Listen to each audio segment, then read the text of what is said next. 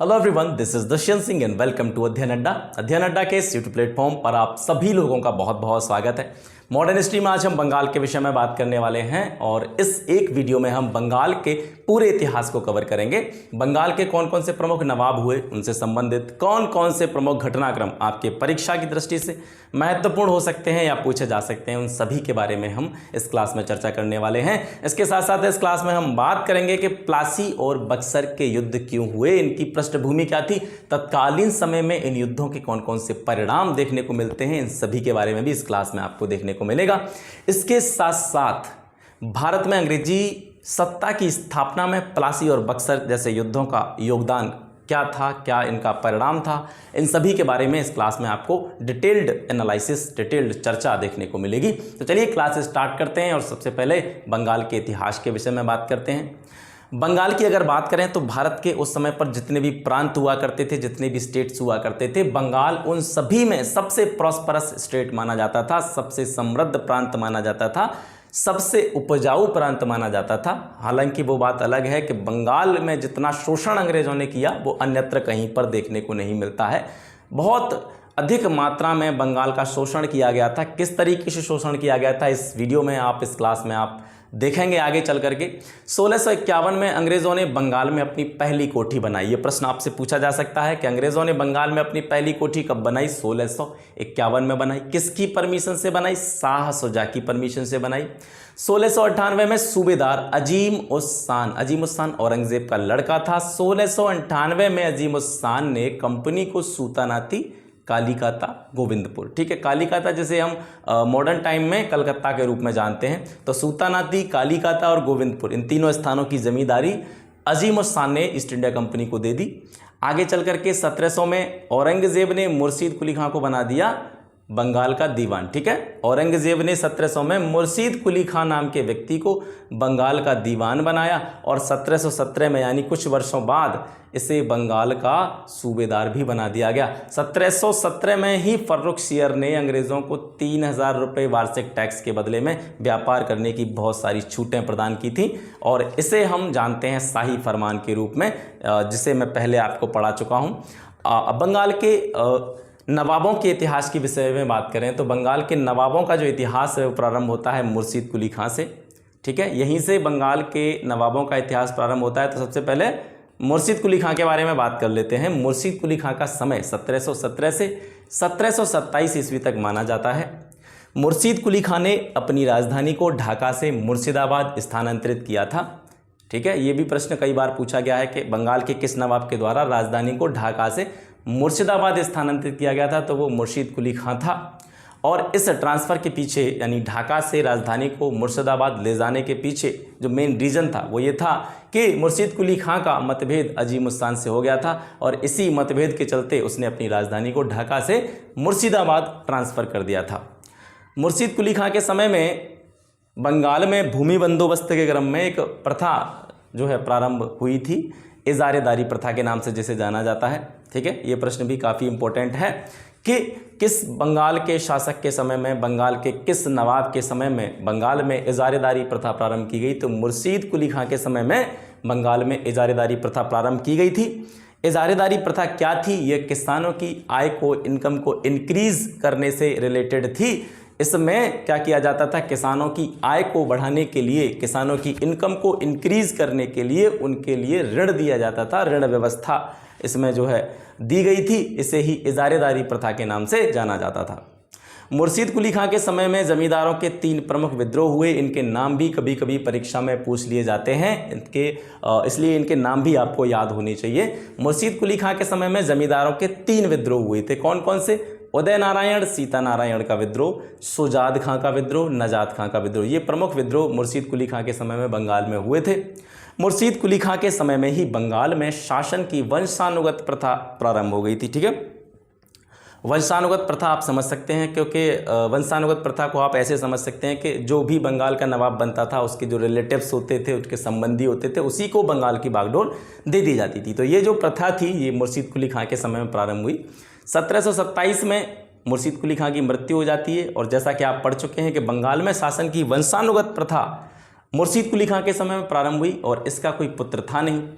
तो इसके बाद में बंगाल की जो बागडोर आती है वो आती है शुजाउद्दीन मोहम्मद खान के हाथों में, जो कि मुर्शिद कुली खां का दामाद था। आप जानते हैं वंशानुगत प्रथा प्रारंभ हो चुकी थी, मुर्शिद कुली खां का कोई पुत्र नहीं था, इसलिए इसने अपने रिलेटिव, अपने संबंधी, अपने दामाद शुजाउद्दीन मोहम्मद खान को बंगाल का जो है करता धरता बना दिया, बंगाल की बागडोर उसके हाथ में दे दी। शुजाउद्दीन मोहम्मद खान 1727 से 1739 तक इसका समय माना जाता है। इसने क्या किया, शुजाउद्दीन मोहम्मद खान ने अली वर्दी खान नाम के व्यक्ति को बिहार का नायब सूबेदार बनाया, जो कि आगे चलकर इसकी सबसे बड़ी भूल साबित हुई। वो आगे चल के इसकी सबसे बड़ी भूल साबित होने के पीछे क्या रीज़न है, क्योंकि जैसे शुजाउद्दीन मोहम्मद खान है, इसका पुत्र था सरफराज खान। सरफराज खान और अली वर्दी खां के बीच में युद्ध हुआ था आगे चल करके, और अली वर्दी खां ने सरफराज खान को युद्ध में परास्त कर दिया था, उसकी मृत्यु हो गई थी और उसके बाद में ये खुद बंगाल का नवाब बन गया था।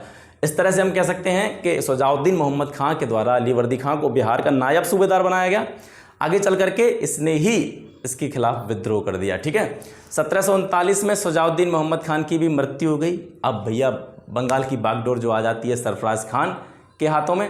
सरफराज खान शुजाउद्दीन मोहम्मद खान का पुत्र था, इसने हैदर जंग की उपाधि धारण की थी। ठीक है, सरफराज खान ने हैदर जंग की उपाधि धारण की थी।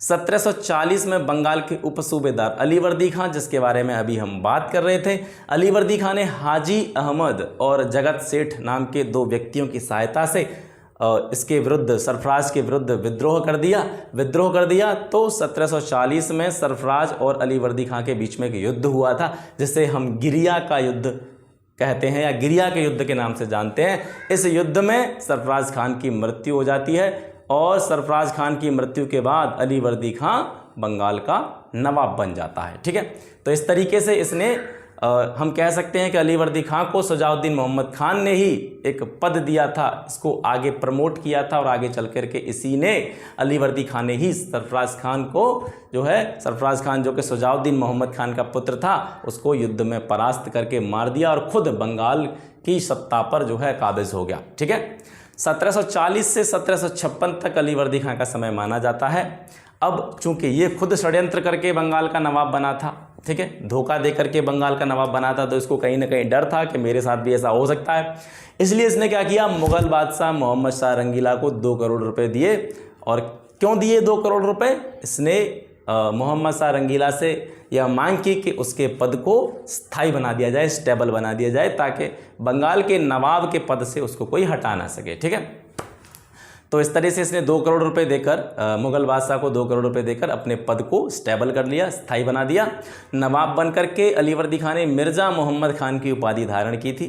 1740 में अली वर्दी खां जब बंगाल का नवाब बना, उस समय पर मराठे भी जो है प्रभाव में आ चुके थे। मराठे भी अपनी छापामार युद्ध नीति से बहुत सारे शासकों को परेशान कर रहे थे। 1740 से 1751 तक अली वर्दी खां मराठों से संघर्ष में उलझा रहा, लेकिन इस संघर्ष का कोई भी वाजिब परिणाम नहीं निकला। जब इसने देखा कि इस तरीके से मराठों से लगातार संघर्ष करते रहने में कोई भी फ़ायदा नहीं है, तो इसने दिमाग लगाया कि मुझे मराठों से अलायंस कर लेना चाहिए, संधि कर लेनी चाहिए। तो इसने 1751 में मराठों से क्या कर ली, संधि कर ली। अब संधि हो जाती है, संधि की शर्तें क्या क्या थीं? अली वर्दी खां हर वर्ष मराठों को 12 लाख रुपए चौथ कर के रूप में देगा, और उड़ीसा जो कि अली वर्दी खां के अधीन था, उसे मराठों को सौंप दिया जाएगा। ये 2 शर्तें थी संधि की। ठीक है, मराठों को 12 लाख रुपए प्रतिवर्ष दिए जाएंगे चौथ के रूप में। इसके एवज में मराठे जो है अली वर्दी खां को परेशान नहीं करेंगे। ये शर्तें जो है निर्धारित की गई थी। अली वर्दी खां ने अंग्रेज़ों को अपने क्षेत्र में व्यापार करने के अधिकार प्रदान किए, लेकिन उनको किलेबंदी करने का अधिकार नहीं दिया। इसके संबंध में एक बहुत महत्वपूर्ण प्रश्न ये पूछा जाता है कि किस बंगाल के नवाब ने यूरोपियों की तुलना मधुमक्खियों से की। ये प्रश्न कई बार पूछा गया है कि बंगाल के किस नवाब ने यूरोपियों की तुलना मधुमक्खियों से की है। तो अली वर्दी खां बंगाल का वह नवाब था जिसने यूरोपियों की तुलना मधुमक्खियों से की। अली वर्दी खां का भी कोई पुत्र नहीं था। इसकी 3 बेटियां थीं, 3 पुत्रियां थीं, और इसकी जो सबसे छोटी पुत्री थी उसका पुत्र था सिराजुद्दौला। ठीक है, अली वर्दी खां का कोई पुत्र नहीं था, 3 बेटियां थीं, सबसे छोटी बेटी का पुत्र सिराजुद्दौला था, जो इसके बाद में इसका उत्तराधिकारी बना और बंगाल का नवाब बना। सिराजुद्दौला 1756 से 1757 तक बंगाल का जो है नवाब बना रहता है। 23 वर्ष की आयु में सिराजुद्दौला को बंगाल का नवाब बनाया गया था। काफ़ी कम एज थी सिराजुद्दौला की उस समय। और जैसे ही सिराजुद्दौला बंगाल का नवाब बना, इसका विरोध प्रारंभ हो गया, क्योंकि आपने देखा कि इससे पहले जो नवाब था बंगाल का वो अलीवर्दी खां था, उसका कोई पुत्र तो था नहीं। अलीवर्दी खां की 3 पुत्रियां थीं, तो उसमें से सबसे छोटी पुत्री का पुत्र सिराजुद्दौला को बंगाल का नवाब बना दिया गया। इसकी जो सबसे बड़ी पुत्री थी घसीटी बेगम, अलीवर्दी खां की सबसे बड़ी पुत्री घसीटी बेगम, इसकी शादी हुई थी ढाका के नवाब के साथ। ढाका के नवाब के साथ इसकी शादी हुई थी। ये भी काफ़ी महत्वाकांक्षी औरत थी और ये भी बंगाल की गद्दी पर काबिज होना चाहती थी, बंगाल का नवाब बनना चाहती थी, ठीक है। और इस काम में इसका सहयोग कर रहे थे 2 दीवान, जिनके नाम थे राजवल्लभ और कृष्णवल्लभ, ठीक है। ये भी सिराजुद्दौला के प्रबल विरोधी थे। इधर अलीवर्दी खां की दूसरी पुत्री, जो बीच वाली पुत्री थी, ठीक है, उसका पुत्र था शौकतगंज। ये भी चाहती थी कि इसके पुत्र शौकतगंज को बंगाल का नवाब बनाया जाए। तो इस तरीके से एक ट्रायंगल बन गया, संघर्ष प्रारंभ हुआ और 1756 में सिराजुद्दौला और शौकतगंज, जो कि अलीवर्दी खां की जो दूसरे नंबर की बेटी थी बीच वाली, उसका पुत्र था शौकतगंज, इनके बीच में एक युद्ध होता है जिसे मनिहारी के युद्ध के नाम से जाना जाता है। इस युद्ध में सिराजुद्दौला के द्वारा शौकतगंज को परास्त करके मार दिया गया, शौकतगंज की मृत्यु हो गई। और इसी समय 1756 में यूरोप में सप्तवर्षीय युद्ध छिड़ जाता है।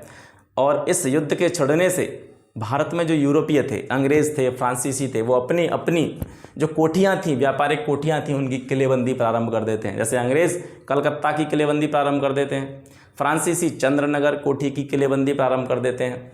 लेकिन इन्होंने किलेबंदी प्रारंभ करने से पहले बंगाल का जो नवाब था, उसी के अंतर्गत ये जो कलकत्ता और चंद्रनगर की कोठियाँ आती थीं, जो कि अंग्रेज़ों और फ्रांसीसियों के अधीन थी। सिराजुद्दौला से इन्होंने परमिशन नहीं ली थी, तो इस चीज़ का सिराजुद्दौला के द्वारा प्रबल विरोध किया गया। इस सिराजुद्दौला के द्वारा जब विरोध किया गया तो फ्रांसीसियों ने तो सिराजुद्दौला की बात मान ली, लेकिन अंग्रेज़ अपनी बात पर काबिज रहे।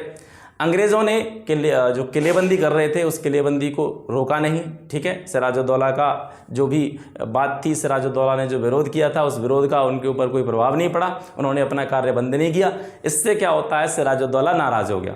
सिराजुद्दौला ने नाराज़ होकर क्या किया, 4 जून 1756 को कासिम बाज़ार पर अधिकार कर लिया। कासिम बाज़ार जो कि अंग्रेज़ों के अधीन था, व्यापारिक क्षेत्र था, काफ़ी महत्वपूर्ण था अंग्रेजी व्यापार की दृष्टि से।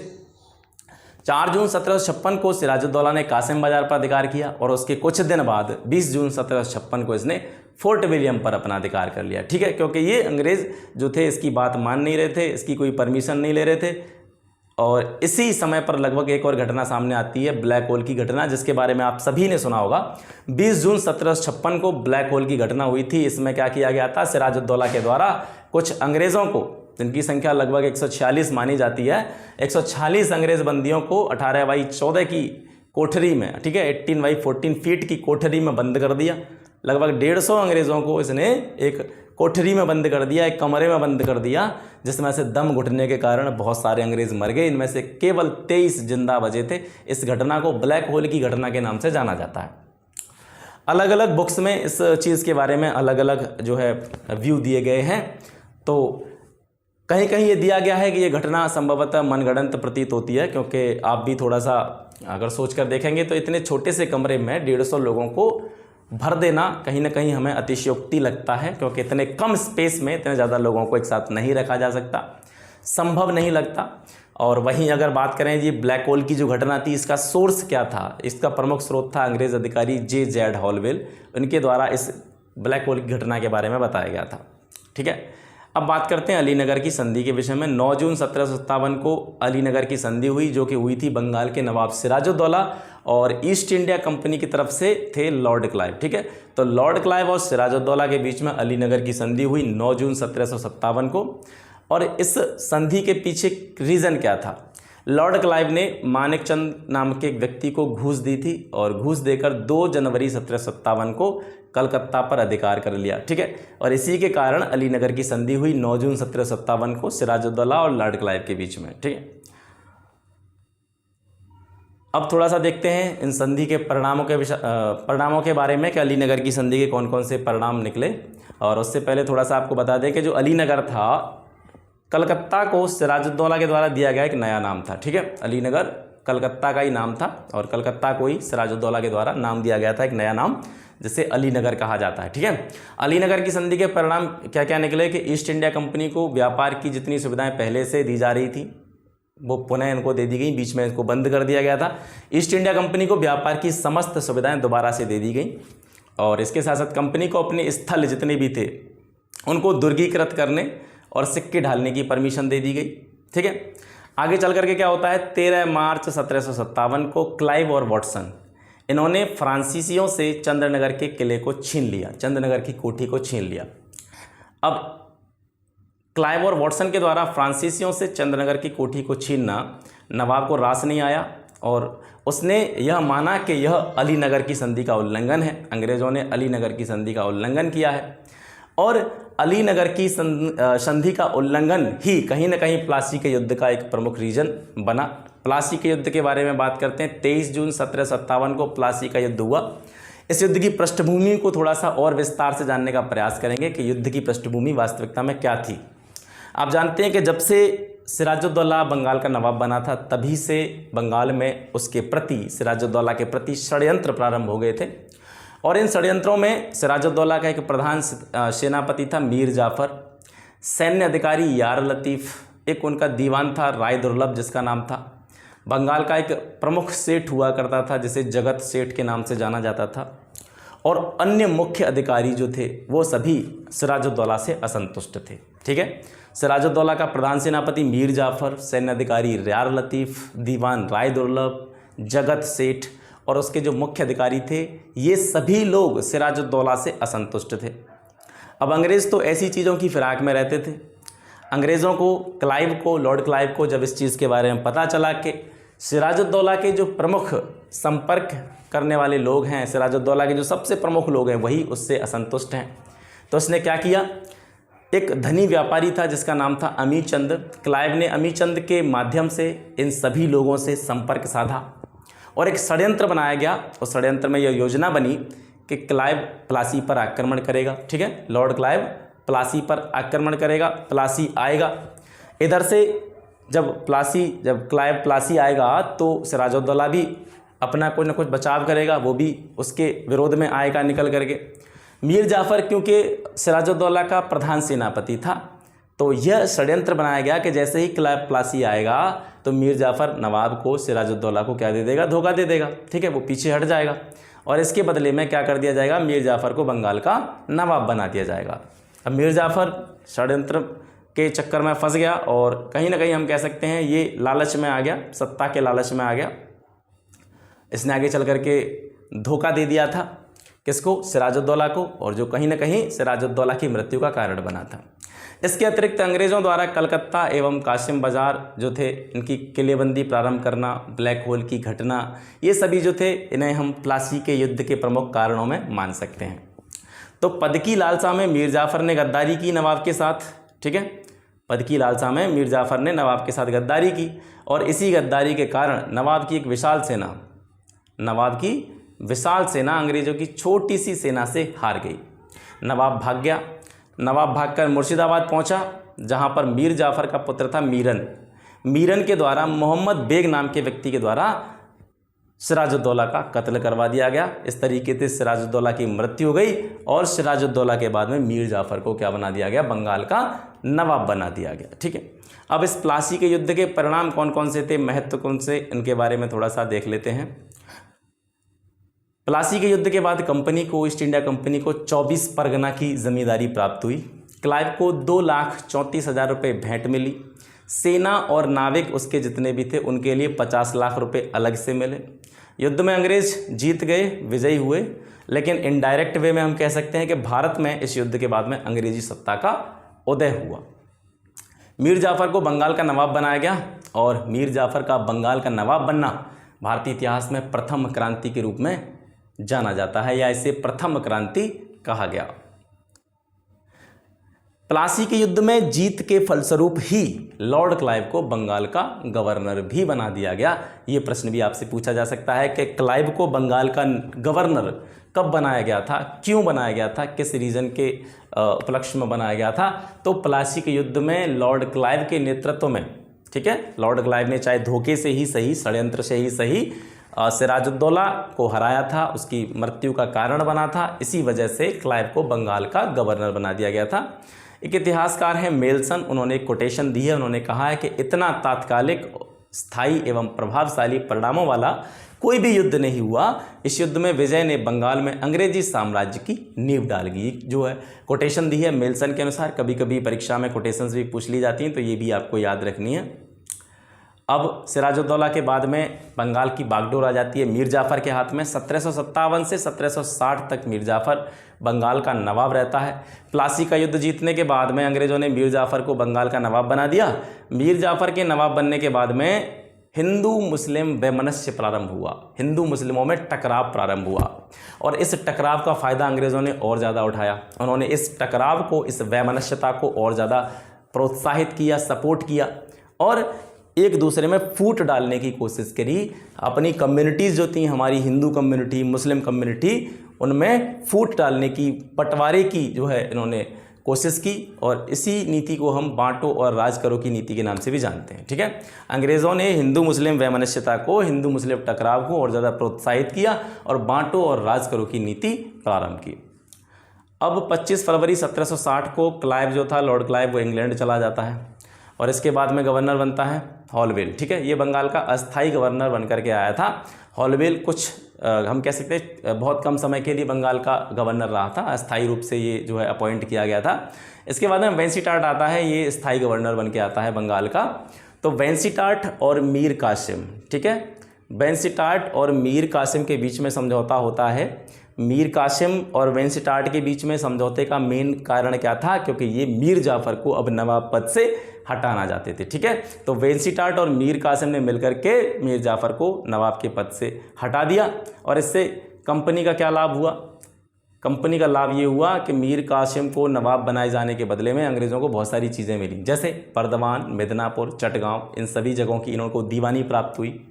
सिलहट में चूना व्यापार होता था, उस चूना व्यापार में कंपनी को आधा हिस्सा दे दिया गया और नवाब पद से हटने के बाद मीर जाफ़र जो था वो 15,000 मासिक पेंशन पर कलकत्ता में रहने लगा। यहाँ से आपको क्या समझ में आया? यहाँ से आप यह देख सकते हैं, अंग्रेज जो थे एक शासक को हटा करके दूसरे शासक को उसके प्रति भड़का करके, ठीक है, किसी दूसरे शासक को भड़का दिया। उन्हीं के जितने भी शासन में, उनके राज्य में जितने भी लोग रहते थे उन्हीं में से किसी एक को भड़का दिया, नवाब के प्रति भड़काया, उसको पद से हटाया, नए व्यक्ति को बंगाल का नवाब बनाया और फिर उससे बहुत सारे भेंट स्वरूप, पुरस्कार स्वरूप, धन संपदा, बहुत सी जगहों की दीवानी, ठीक है, ये सभी प्राप्त करते रहे। तो इस तरीके से कह सकते हैं एक के बाद एक बंगाल के नवाब बदलते रहे और अंग्रेज़ जो है भारतीय शासकों का शोषण करते रहे, बंगाल का शोषण करते रहे। ठीक है, अब इसके बाद में मीर जाफ़र के बाद में मीर कासिम बंगाल का नवाब बनता है। 1760 से 1763 तक ये बंगाल का नवाब रहता है। इसके संबंध में प्रश्न पूछा जाता है कि बंगाल के किस नवाब ने राजधानी को मुर्शिदाबाद से मुंगेर स्थानांतरित कर दिया था? तो वो मीर कासिम था। ठीक है, मीर कासिम ने राजधानी को मुर्शिदाबाद से मुंगेर स्थानांतरित किया था। और इससे पहले आपने पढ़ा था कि जो राजधानी थी ढाका, ढाका से मुर्शिदाबाद किसने स्थानांतरित की थी? मुर्शीद कुली खान ने। ठीक है, ढाका से मुर्शिदाबाद कौन लेके आया था? मुर्शीद कुली खान। और फिर मुर्शिदाबाद से मुंगेर किसने स्थानांतरित की थी? मीर कासिम ने। मीर कासिम के राजधानी को मुर्शिदाबाद से मुंगेर स्थानांतरित करने के पीछे क्या कारण थे? मुर्शिदाबाद में जो माहौल था वो काफ़ी षड्यंत्र भरा माहौल हो चुका था, षड्यंत्र रचे जा रहे थे, एक दूसरे से सभी लोग, वैमनस्य की भावना पनप चुकी थी और मीर कासिम इस माहौल से दूर रहना चाहता था। और कहीं ना कहीं उसका एक रीज़न ये भी मान सकते हैं आप, क्योंकि अंग्रेज़ लगातार बंगाल के शासन में हस्तक्षेप कर रहे थे और मीर कासिम इस हस्तक्षेप से बचना चाहता था। इसी कारणवश उसने राजधानी मुर्शिदाबाद से अपनी मुंगेर स्थानांतरित कर दी। ठीक है, अब मीर कासिम ने बंगाल में कुछ प्रशासनिक सुधार किए। कौन कौन से प्रशासनिक सुधार किए? मुंगेर में तोपें एवं बंदूकें बनाने की व्यवस्था प्रारंभ की। अंग्रेज़ों द्वारा दस्तकों का दुरुपयोग किया जाता था और इस दुरुपयोग को रोकने के लिए 1763 में जितना भी आंतरिक रूप से व्यापार होता था, मतलब बंगाल के अंदर जो व्यापार होता था, उसको टैक्स फ्री कर दिया। सेना का आधुनिकीकरण किया इसने। ठीक है, मॉडर्नाइजेशन किया अपनी सेना का। इसने सेना के प्रशिक्षण के लिए, ठीक है, सेना की ट्रेनिंग के लिए जर्मन अधिकारी वॉल्टर रीनहार्ड की नियुक्ति की, और वॉल्टर रीनहार्ड को समरू के नाम से भी जाना जाता है, ठीक है। वॉल्टर रीनहार्ड समरू के नाम से प्रसिद्ध हैं। अब इतने सारे प्रशासनिक सुधार मीर कासिम करने लगा, ठीक है, शासन में पूरी तरीके से जो शासन व्यवस्था थी उसको सुधार की तरफ ले जाने लगा। इन सभी कार्यों से अंग्रेज जो थे, अंग्रेज़ों ने ही भाई मीर कासिम को क्या बनाया था, बंगाल का नवाब बनाया था। अब मीर कासिम अंग्रेज़ों की सुनता नहीं था, उसने राजधानी को स्थानांतरित कर दिया। बंगाल में काफ़ी सारे प्रशासनिक सुधार उसने किए। इन सभी चीज़ों से अंग्रेज़ जो थे मीर कासिम से ईर्ष्या करने लगे, ठीक है, और कहीं ना कहीं उनके दिमाग में ये चीज़ चलने लगी कि इसको भी अब इस बंगाल के नवाब के पद से हटाया जाना चाहिए। पटना व्यापारिक कोठी के प्रमुख एलिस, इसके द्वारा पटना पर अधिकार कर लिया गया। मीर कासिम द्वारा एलिस को पराजित करके पटना पर अधिकार कर लिया गया, ठीक है। पटना व्यापारिक कोठी का प्रमुख हुआ करता था एलिस, इसने पटना पर अधिकार किया। मीर कासिम को ये पसंद नहीं आया, इसने एलिस को हरा दिया और पटना पर फिर दोबारा से अधिकार कर लिया। इस घटना के कारण जो ईस्ट इंडिया कंपनी थी, इसने जुलाई 1763 में मीर जाफर को नवाब घोषित करके मीर कासिम के विरुद्ध युद्ध की घोषणा कर दी। यानी ठीक है, पहले मीर जाफर नवाब था, ठीक है, मीर कासिम के साथ मिलकर के अंग्रेज़ों ने मीर जाफ़र को गद्दी से उतरवा दिया। अब मीर कासिम को जब इन्होंने नवाब बना दिया तो ये मीर कासिम से भी परेशान रहने लगे। अब सोचे कहीं ऐसा करते हैं, मीर कासिम को भी बंगाल के नवाब के पद से हटा देते हैं, फिर दोबारा से मीर जाफ़र को ले आएंगे। तो मीर जाफ़र को इन्होंने नवाब घोषित कर दिया और मीर कासिम के विरुद्ध युद्ध की घोषणा कर दी। आगे बढ़ते हैं। अब युद्ध की घोषणा कर दी तो ये युद्ध बक्सर के युद्ध के रूप में निकलकर सामने आता है। बक्सर का युद्ध 22 अक्टूबर 1764 को हुआ, ठीक है। इस युद्ध में क्या हुआ, मीर कासिम, अवध के नवाब शुजाउद्दौला और मुगल सम्राट शाह आलम द्वितीय, इन तीनों ने मिलकर के संयुक्त मोर्चे का गठन किया, संयुक्त सेना का गठन किया। और ये संयुक्त सेना का मुकाबला किससे हुआ, हेक्टर मुनरो के नेतृत्व में अंग्रेजी सेना से जो है इसका मुकाबला होता है। तो हम कह सकते हैं कि जो बक्सर का युद्ध हुआ था वो किसके बीच में हुआ था, मीर कासिम, अवध के नवाब शुजाउद्दौला, मुगल सम्राट शाह आलम द्वितीय, इनकी संयुक्त सेना और हेक्टर मुनरो के नेतृत्व वाली अंग्रेजी सेना के बीच में बक्सर का युद्ध हुआ, जिसमें हेक्टर मुनरो के नेतृत्व वाली अंग्रेजी सेना विजयी हुई, ठीक है। यानी अंग्रेज इस युद्ध में विजयी रहे। बक्सर के युद्ध में विजय के बाद ही भारत में हम कह सकते हैं कि वास्तविक रूप से ब्रिटेन की प्रभुसत्ता स्थापित हुई, ब्रिटिश प्रभुसत्ता स्थापित हुई। 1765 में मीर जाफर की मृत्यु हो गई और इसकी मृत्यु के बाद नजमुद्दौला को बंगाल का नवाब बनाया गया। नजमुद्दौला कौन था, नजमुद्दौला मीर जाफर का पुत्र था। इसका समय काल माना जाता है 1765 से 1766 तक।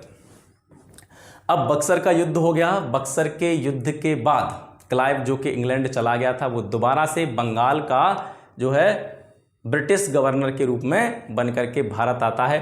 क्लाइव के द्वारा मुगल सम्राट और अवध के नवाब से इलाहाबाद की दो अलग अलग संधियां की गई, ठीक है। दो संधियां की गई थी क्लाइव और मुगल सम्राट। क्लाइव ने एक संधि की थी इलाहाबाद की मुगल सम्राट के साथ में और एक संधि की थी क्लाइव ने अवध के नवाब के साथ में। तो दो अलग अलग संधियां जो है इलाहाबाद के संदर्भ में देखी जाती हैं, जिन्हें हम इलाहाबाद की प्रथम संधि और इलाहाबाद की द्वितीय संधि के रूप में जानते हैं। तो इलाहाबाद की प्रथम संधि 12 अगस्त 1765 को हुई थी और ये हुई थी मुगल सम्राट शाह आलम द्वितीय और क्लाइव के बीच में। इस संधि की प्रमुख शर्तें क्या थीं? शाह आलम द्वितीय ने बंगाल, बिहार, उड़ीसा इनकी जो दीवानी थी वो कंपनी को दे दी। कड़ा और इलाहाबाद के जो किले थे बंगाल के नवाब से शाह आलम द्वितीय को दे दिए गए। कड़ा और इलाहाबाद के किले किसके अंतर्गत आते थे? पहले बंगाल के नवाब के अंतर्गत आते थे। और इलाहाबाद की प्रथम संधि के द्वारा बंगाल के नवाब से कड़ा और इलाहाबाद के किले लेकर के किसको दे दिए गए? शाह आलम द्वितीय को दे दिए गए, ठीक है। मुगल सम्राट को 26 लाख रुपए वार्षिक पेंशन की व्यवस्था भी इलाहाबाद की प्रथम संधि के द्वारा की गई। इतिहासकार गुलाम हुसैन ने अपनी पुस्तक सियारुल मुख्तैरिन, ठीक है, गुलाम हुसैन एक इतिहासकार थे, उन्होंने अपनी पुस्तक लिखी थी एक सियारुल मुख्तैरिन। इसमें उन्होंने लिखा है कि इस संधि की शर्तों को, यानी इलाहाबाद की प्रथम संधि की शर्तों को तय करने में उतना भी समय नहीं लगा जितना एक गधे को खरीदने में लगता है। ये कोटेशंस हैं, कभी कभी एग्जाम में पूछी जाती हैं। तो ये कोटेशन आपसे ऐसे भी पूछी जा सकती है कि किसके बारे में या किस संधि के बारे में यह कहा गया कि इस संधि की शर्तों को तय करने में उतना भी समय नहीं लगा जितना एक गधे को खरीदने में लगता है। तो ये किसके बारे में कहा गया था? ये इलाहाबाद की प्रथम संधि के बारे में कहा गया था, ठीक है। अब आती है दूसरी संधि इलाहाबाद की। 16 अगस्त 1765 को इलाहाबाद की दूसरी संधि हुई और ये हुई थी अवध के नवाब शुजाउद्दौला और लॉर्ड क्लाइव के बीच में। इस संधि की शर्तें क्या थी कि जो अवध का राज्य था, पूरा राज्य, ठीक है, कड़ा और इलाहाबाद, ये दोनों किले थे जो अवध राज्य के अंतर्गत ही आते थे, तो कड़ा और इलाहाबाद को छोड़ करके अवध का पूरा राज्य नवाब को मिल गया। कंपनी को अवध में कर मुक्त व्यापार की सुविधा मिल गई, ठीक है, अवध में कंपनी जितना भी व्यापार करेगी उस पर कोई टैक्स नहीं लिया जाएगा और नवाब के ही खर्चे पर अवध की सुरक्षा के लिए ज़बरदस्ती एक अंग्रेजी सेना जो है रख दी गई। मतलब कहा गया कि नवाब जो है अपने राज्य की अच्छी तरह से प्रोटेक्शन नहीं कर सकते हैं, सुरक्षा नहीं कर सकते हैं, इसलिए इसकी सुरक्षा के लिए अंग्रेजी सेना रखी जाएगी, जिसका खर्चा कौन उठाएगा? नवाब उठाएंगे, जिसका खर्चा जो है अवध का नवाब उठाएगा, ठीक है। इस तरीके से एक सेना जो है ज़बरदस्ती अवध के नवाब के खर्चे पर लाद दी गई, ठीक है। आगे बढ़ते हैं। बंगाल में द्वैत साधन। बंगाल में द्वैत शासन 1765 से 1772 तक माना जाता है। द्वैत शासन को थोड़ा सा समझते हैं। द्वैत शासन इसे क्यों कहा गया?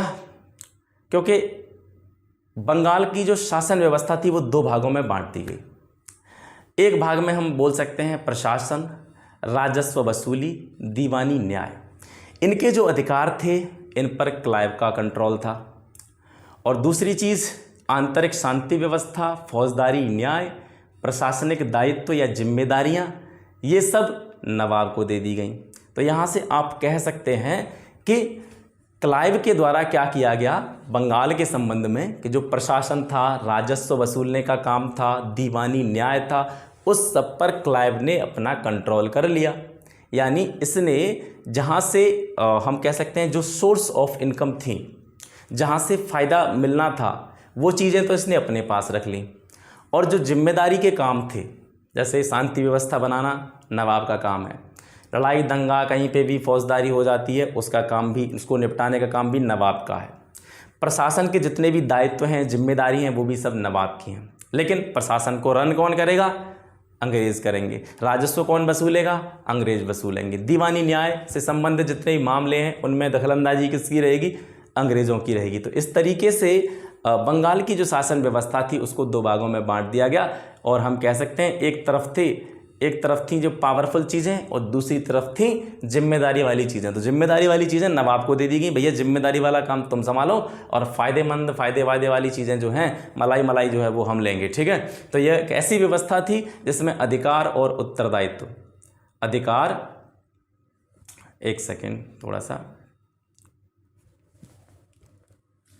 तो ये एक ऐसी व्यवस्था थी जिसमें अधिकार और उत्तरदायित्व जो है बांट दिए गए। अधिकार और उत्तरदायित्व जो है बांट दिए गए, अलग अलग कर दिए गए। इसे ही क्या कहा गया? द्वैत शासन कहा गया। दो तरीके का शासन, ठीक है। अधिकार किसको दे दिए गए? अंग्रेज़ों को दे दिए गए। और उत्तरदायित्व, रिस्पॉन्सिबिलिटी, जिम्मेदारी जो थी वो किसको दे दी गई? अवध के नवाब को दे दी गई, ठीक है। अब इसके परिणाम क्या निकले?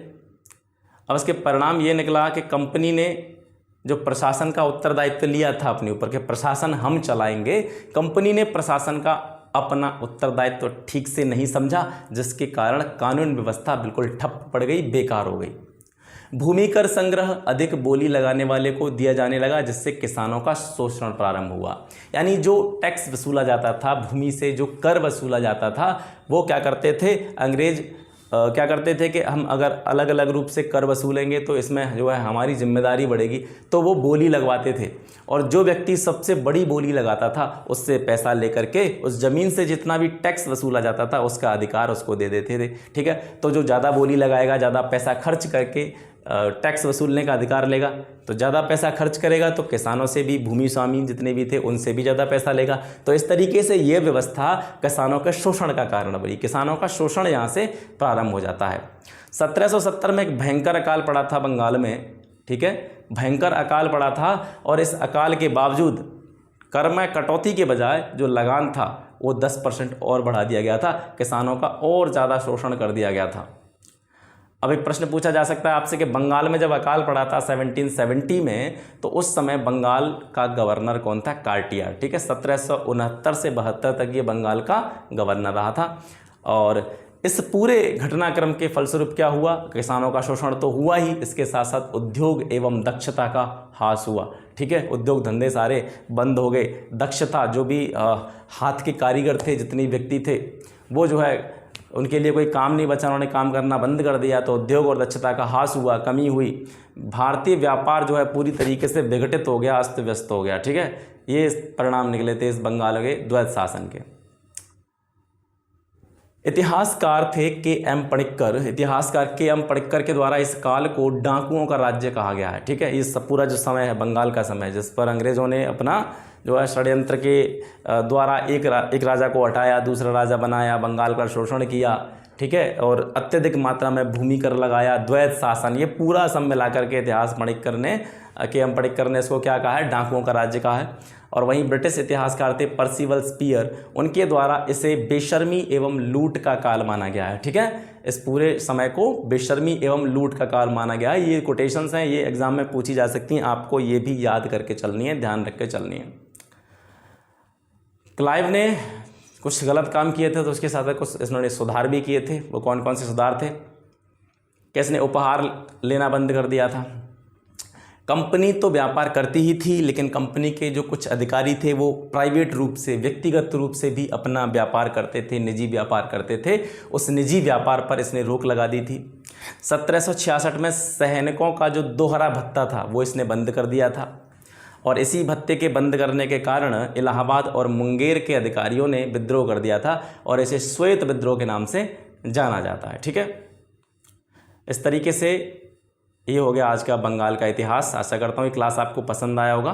अगर क्लास आपको पसंद आता है, या आपकी कोई क्वेरी है, या आपको कोई ऐसा लगता है कि कुछ यहाँ से ये चीज़ मेरी समझ में नहीं आई है, या कुछ भी ऐसा पॉइंट आपको लगता है कि छूट गया है, वैसे मैंने यहाँ पे सारे पॉइंट्स को कवर करने का प्रयास किया है, और फिर भी आपको लगता है आपकी कोई क्वेरी रह जाती है, तो आप कमेंट सेक्शन में जाके कमेंट कर सकते हैं। मैं आपके प्रत्येक कमेंट का जवाब देने की कोशिश करूँगा, और आशा करता हूँ ये क्लास आपको बहुत अच्छी लगी होगी। अगर ऐसी ही क्लासेस आप और प्राप्त करना चाहते हैं तो इस चैनल से जुड़ें, चैनल को सब्सक्राइब करें और इसे अपने फ्रेंड्स के साथ में शेयर करें। तो मिलते हैं आपसे फिर नेक्स्ट वीडियो में, तब तक के लिए नमस्कार, जय हिंद।